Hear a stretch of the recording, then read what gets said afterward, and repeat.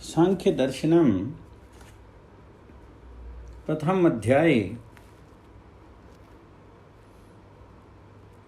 सूक्त 139।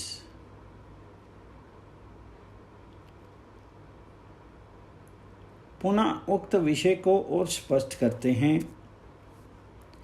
जीवात्मा शरीर आदि से सर्वथा भिन्न चेतन सत्ता वाला है,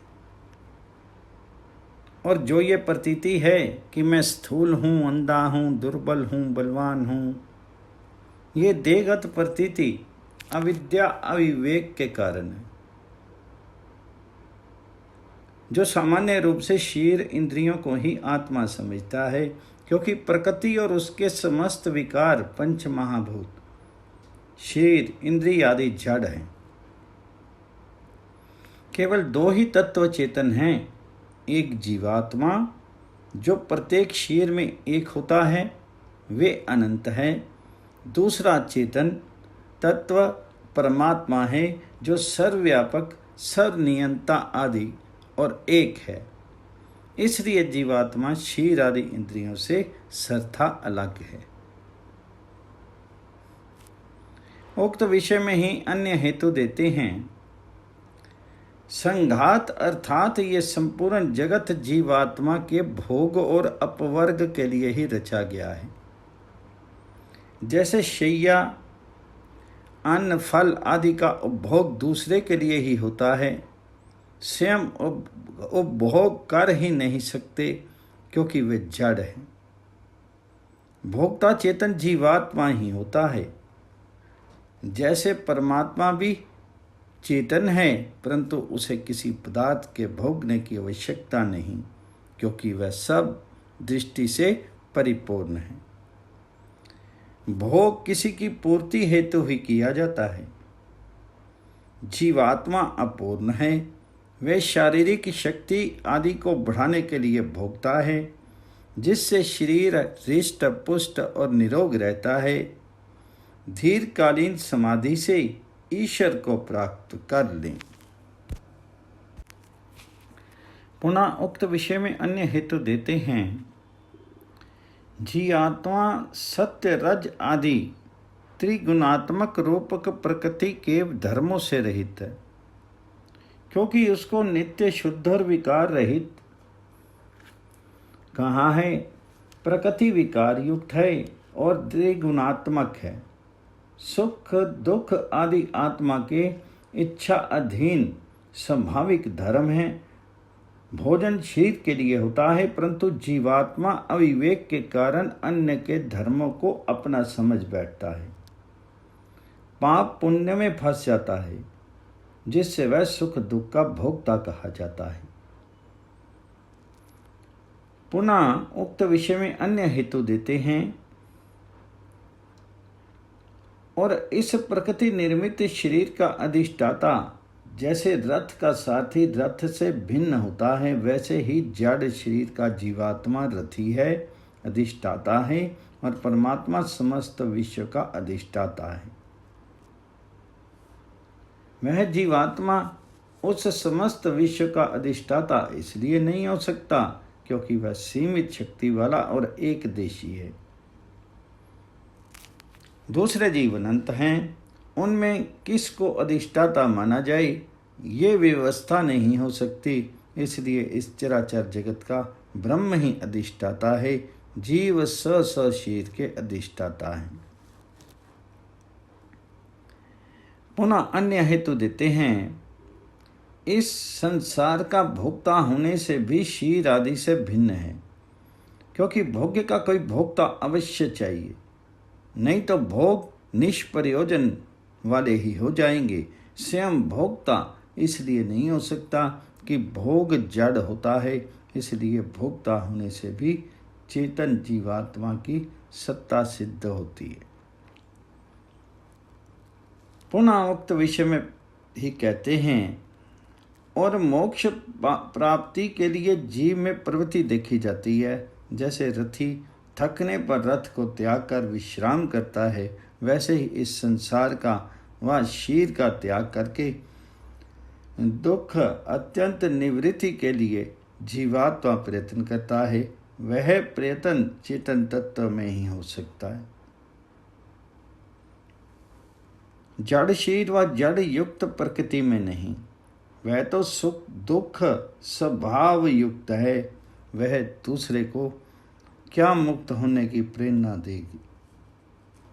हाँ, उसका विवेक पूर्वक उपभोग और उपयोग लिया जाए तो साधन रूप में अवश्य होगी। इसलिए मोक्षार्थ प्रवृत्ति से सिद्ध है कि जीवात्मा शरीर से पृथक है। अब आत्मा के विषय में बताते हैं। जड़ में प्रकाश ज्ञान में चेतनता नहीं होती, इसलिए प्रकाश जीवात्मा में चेतनता और ज्ञान स्वतः सिद्ध है। यदि उसमें ज्ञान और चेतनता ना होती तो उसके लिए शास्त्रों में वर्णन होता, फिर 3 अनादि पदार्थों के मानने की अवस्था ही नहीं रहती, 2 से ही कर्म संपादन हो जाता। क्योंकि चेतना प्रकृति में होती तो भोक्ता भी हो जाती, परंतु भोक्ता और भोग्य पदार्थ एक नहीं होता, जिसका पूर्व 143 सूत्र में वर्णन आए हैं। इसलिए चेतनता और ज्ञान गुण बीज का है, प्रकृति का नहीं। प्रश्न, जीव का चेतनता धर्म है या गुण? उसका उत्तर देते हैं।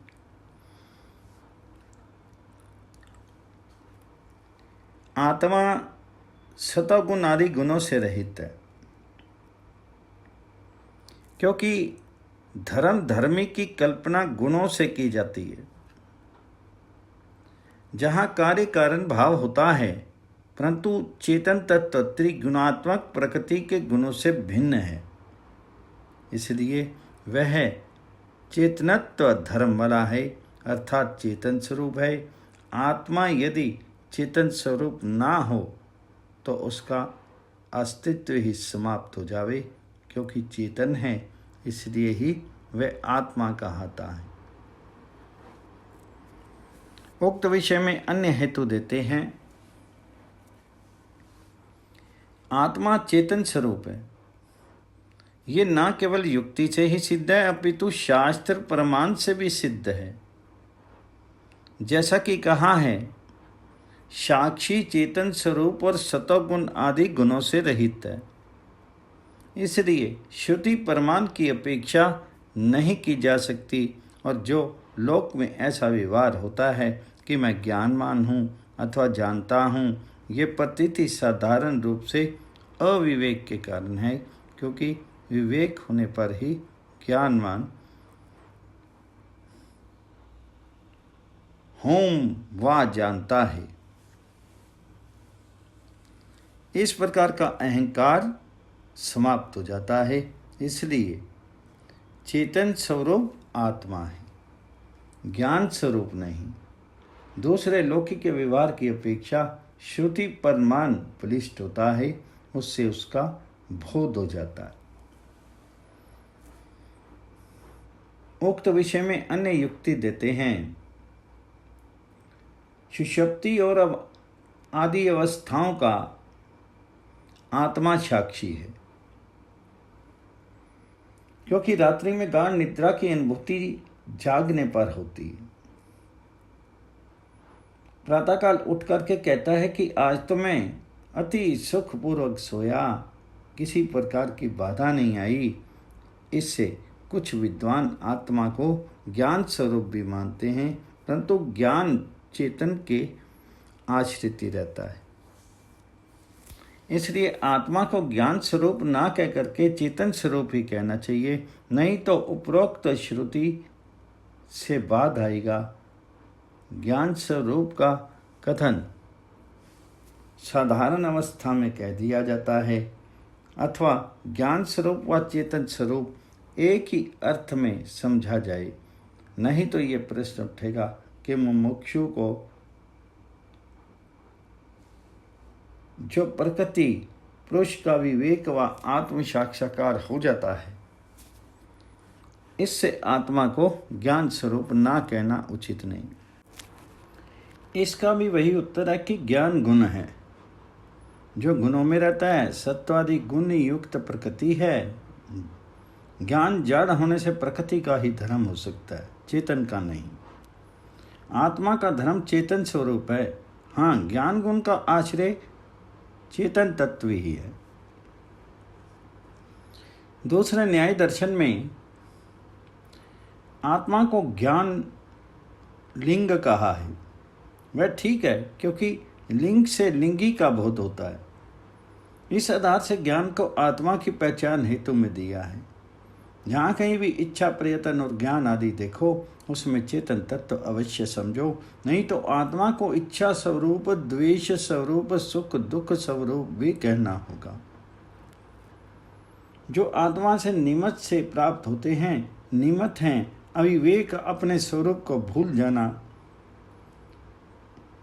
विषय वासना रूप भोगों में पड़ करके जो प्रकृति के धर्म हैं, उनसे उनको सुख दुख प्राप्त होते हैं, अथवा उनके लिए प्रयत्न व ज्ञान करता है। आप पुनः ये भी कह सकते हैं कि ज्ञान, प्रयत्न, इच्छा तो मोक्ष प्राप्ति के लिए भी मुमुक्षु करता है, क्योंकि मन में पहले किसी भी चीज की प्राप्ति के लिए आकांक्षा, इच्छा ही होती है। फिर वह प्रयत्न और ज्ञान करता है कि वह किस प्रकार के ज्ञान से और कितने प्रयत्न से सिद्ध होगी। इसलिए इच्छा, ज्ञान आदि को आत्मा का धर्म कहना ही उचित प्रतीत होता है। इसका भी एकमात्र वही उत्तर है कि गुण प्रकृति के हैं, पर इनकी अभिलाषा और आश्रय चेतन तत्व ही है। चेतन तत्व के बिना जड़ में इच्छा, ज्ञान, प्रयत्न आदि नहीं होता, परंतु ये आत्मा की पहचान कराते हैं, स्वरूप का बोध नहीं। स्वरूप तो आत्मा का चेतन ही है।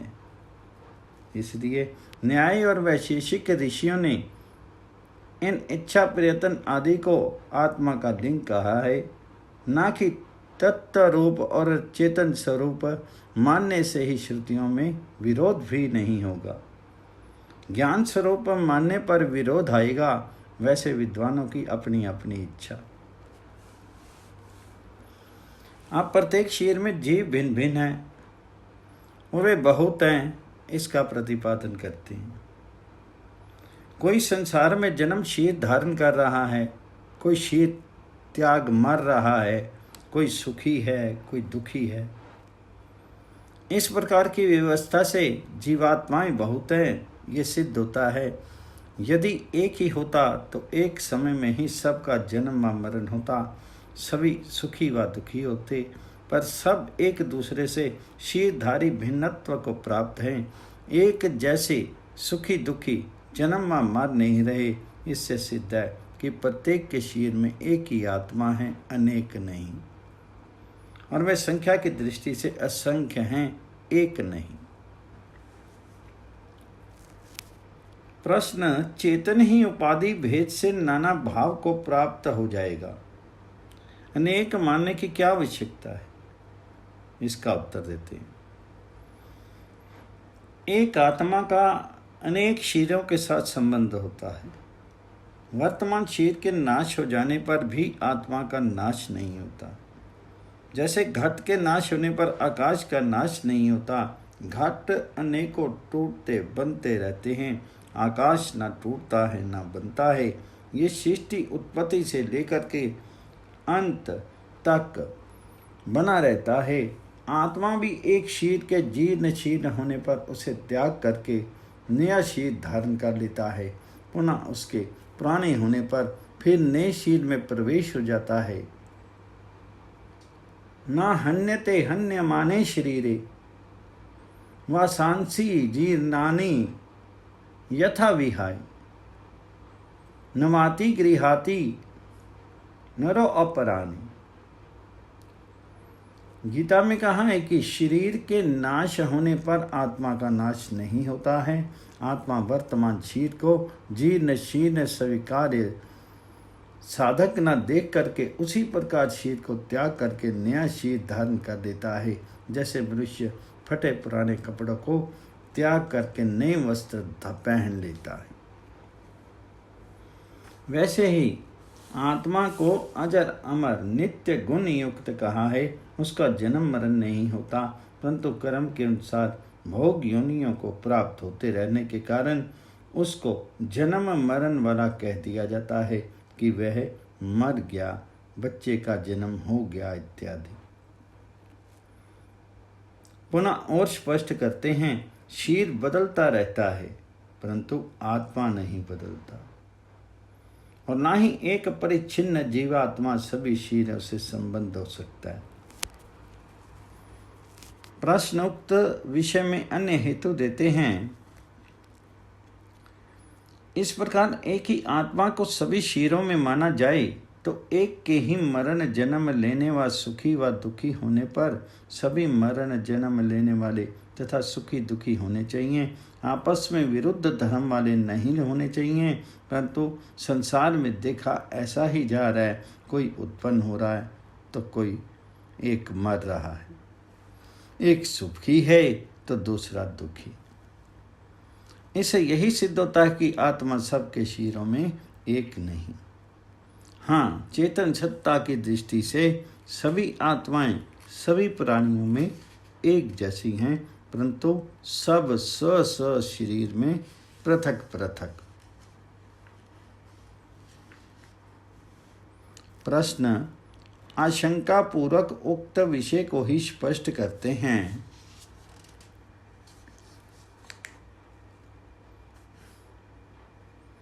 सुख दुख आदियों को अंतःकरण के धर्म मानने पर भी चेतन आत्मा में उनका आरोप मात्र करने से सुख दुख आदि का भिन्न भिन्न रूप से सिद्धि नहीं हो सकती, क्योंकि जो उसका अनुभव करने वाला है वे तो एक आत्मा ही। दूसरे, जब आत्माओं को तो अनेक नहीं मानते, अंतःकरण को मानते हो, फिर इससे क्या विशेषता हुई? शब्द भिन्न मात्र ही हुआ, इससे तो आत्मा अनेक मानोगे तो शास्त्र विरोध भी नहीं होगा, और अंतःकरण आदि भोग और मोक्ष के संपादन में आत्मा के साधन कहे हैं, यह भी सिद्ध हो जाएगा। तीसरे, प्रत्येक शरीर में एक ही चेतन आत्मा का निवास होता है। जैसे एक प्रांत में एक मुख्यमंत्री होता है, यदि आत्मा से भिन्न अंतःकरण को भी चेतन मानोगे तो दो चेतन तत्व एक शरीर में मानने पर होंगे, क्योंकि एक ही चेतन तत्व से शरीर की व्यवस्था सुचारू रूप से विकसित रहती है, जैसे एक मुख्यमंत्री से एक प्रांत की। जब एक अधिष्ठान पर दो हुए वहीं विरोध होगा, व्यवस्था नहीं होगी, क्योंकि शास्त्र में कहा है, जहाँ बहुत से नेता हो जाएं, सभी अपनी अपनी चलाने लगें, तो वहाँ राष्ट्र में नाश अव्यवस्था के अन्य क्या हो सकेगा। इसलिए अंतःकरण को अनेक ना मानते हुए प्रत्येक शरीर में एक चेतन तत्व आत्मा नाम से मानना ही युक्ति युक्त है। प्रश्न, श्रुतियों में आत्मा का एकत्व प्रतिपादन उपलब्ध होता है, उसका विरोध उपस्थित होगा, इसका उत्तर देते हैं। अद्वैत प्रतिपादक श्रुतियों में विरोध नहीं आएगा, क्योंकि उन श्रुतियों के जाति की दृष्टि से अथवा परमात्मा की दृष्टि से एकत्व का प्रतिपादक होने से, जैसे पुरुष एवेदं सर्वं यद्भूतं यच्च भाव्यम्, ऋग्वेद 8:4-17, यजुर्वेद 31:2 में कहा है कि एकमात्र एक ईश्वर ही इस सृष्टि का रचयिता निमित्त कारण है। इसमें ईश्वर के एकत्व का वर्णन है, ना कि जीवात्मा का। यदि जीवात्मा का थोड़ी देर के लिए कथन माना जाए तो इसका अर्थ जाति को लेकर ये करना चाहिए कि प्रत्येक शरीर में चेतन तत्व एक जैसा ही। जैसे मेरी आत्मा में सुख दुख का अनुभव होता है, वैसे ही चींटी से लेकर के हाथी पर्यंत सुख दुख का अनुभव प्रत्येक शीरधारी आत्मा में होता है, क्योंकि उसमें भी चेतन तत्व मेरे जैसा ही है। इस प्रकार श्रुति विरोध का परिहार हो जाता है।